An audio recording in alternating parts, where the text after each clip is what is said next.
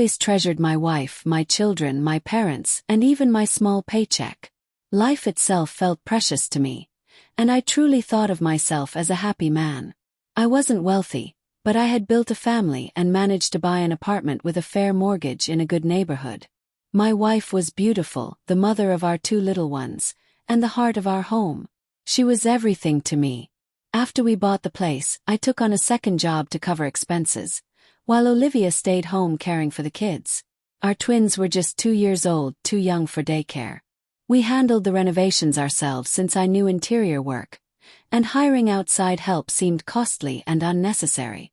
The building was mostly occupied, and many neighbors had already upgraded their units. One afternoon, as we walked home from the store under the April sun, I felt a pang of envy. Families were strolling around, and the parking lot gleamed with foreign cars. Right by our entrance stood a brand new sport bike. "That must have cost a fortune," Olivia said, pushing the stroller. "Yeah, not cheap," I replied. "Some people are living the dream without loans, while we can't even finish our repairs or afford a vacation. This mortgage is draining us. We're drowning in debt," I added. "Soon we'll be eating noodles every night. This isn't living, it's survival." Olivia sighed and cut me off. "Come on, we're fine. We have a place, 2 wonderful kids.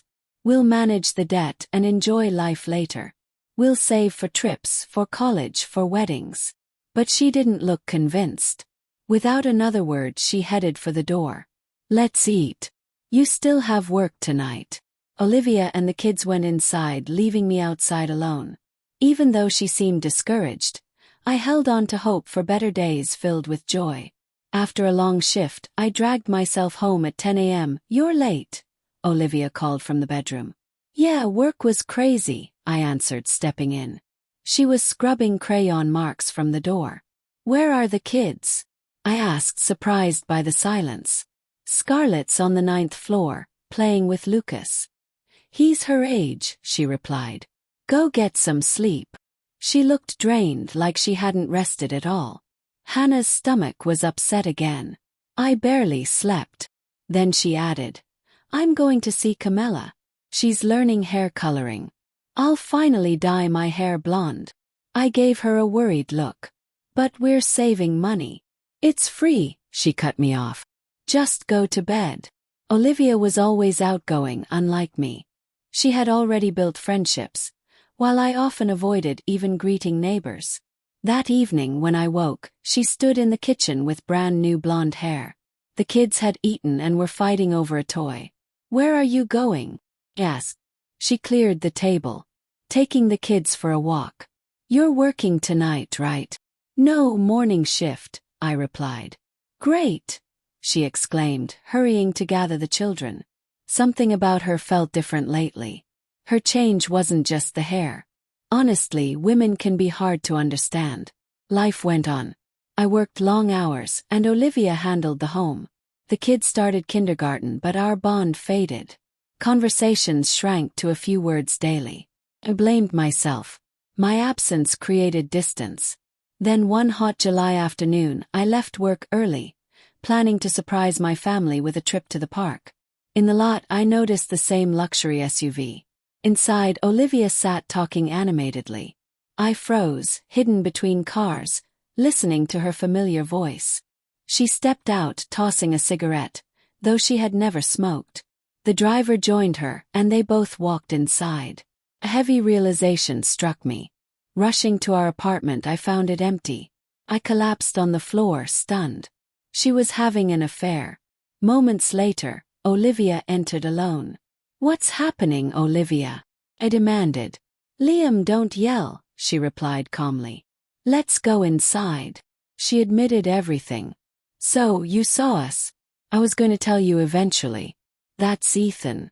We've been together 2 months." My chest tightened. "What are you thinking?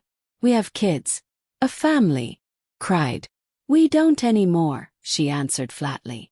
"I filed for divorce 4 days ago. I'm tired of your job, the endless repairs, you're whining about the future. We're not going to have one. I'm done." My world shook. She mocked me, saying she'd been Hannah for 28 years and wanted a real life, Not this routine of counting pennies. What about the kids? I asked desperately. She shrugged. Ethan and I are taking them to my parents for the weekend.